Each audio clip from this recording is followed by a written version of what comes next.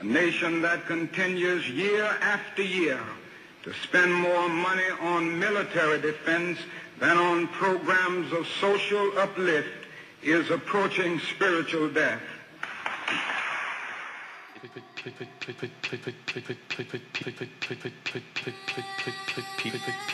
Peace in your peace in your heart. It's a good start for peace in the world.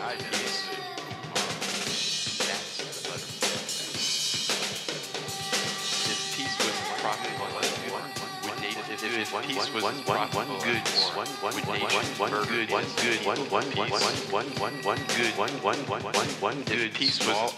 by you today, would nations murder innocent people for peace tomorrow? That's the butterfly effect. Random acts of kindness may not cause blindness, but an eye for an eye does.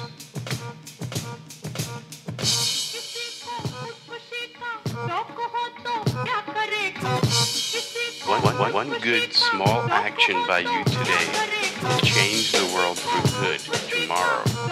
That's the butterfly effect. Random acts of kindness may not cause blindness, murder, an eye for an eye does.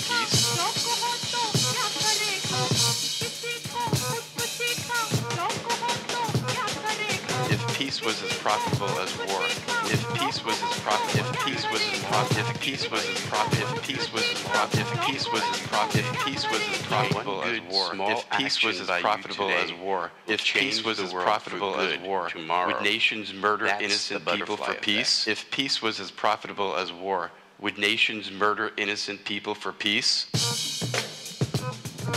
If peace was small action by you today, nations murder innocent the world for peace tomorrow. That's the butterfly effect.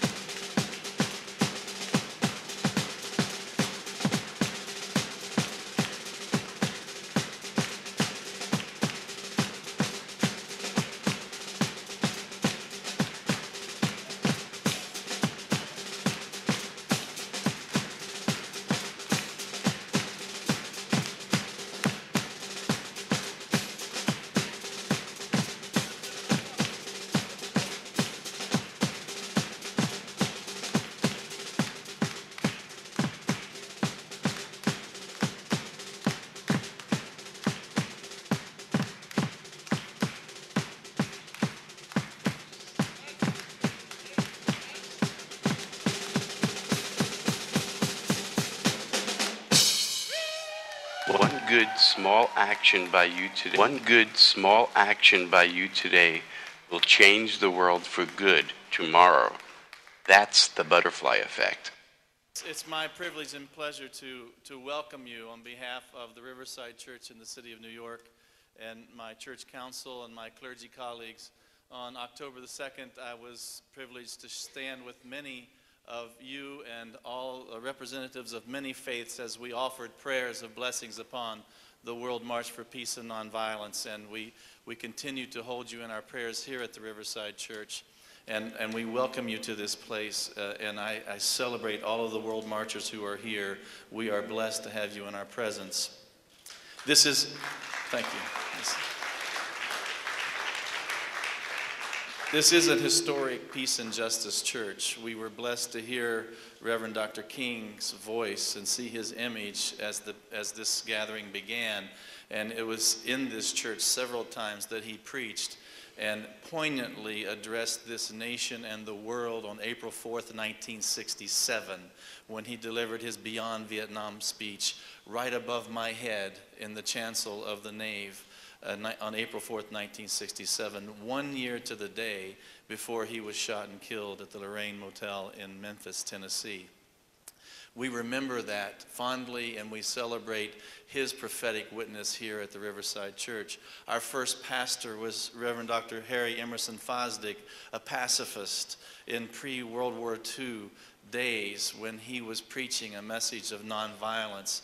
We have Reverend Dr. William Sloane Coffin, who was one of our pastors in disarmament and denuclearizing the world, that prophetic message, and the prophetic witness and leadership of Reverend Dr. James Forbes and his now work in healing of the nations and promoting nonviolent resolution to conflict. We are blessed to have you with us to share in this historic place here at the Riverside Church. And I'm especially blessed because I come from Nashville, Tennessee, where I lived and I was a pastor for 23 years. And I worked there in peace movements in many ways, in nonviolence and anti-death penalty work and other justice ministries. But on one occasion, I was blessed to have Arun Gandhi and his wife Sunanda Gandhi come by the church along with Reverend Dr. Bernard Lafayette. And he came, and they talked to my church about peace and nonviolence.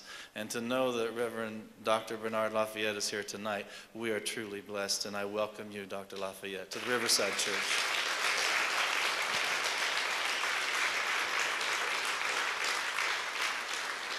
So welcome, keep up the good march, keep up the faith, and we will continue to join with you from now and as long as it takes to bring nonviolence into the consciousness of everyone in the world and to offer an alternative to the ways that we can build community and live on this world together. Welcome, everyone.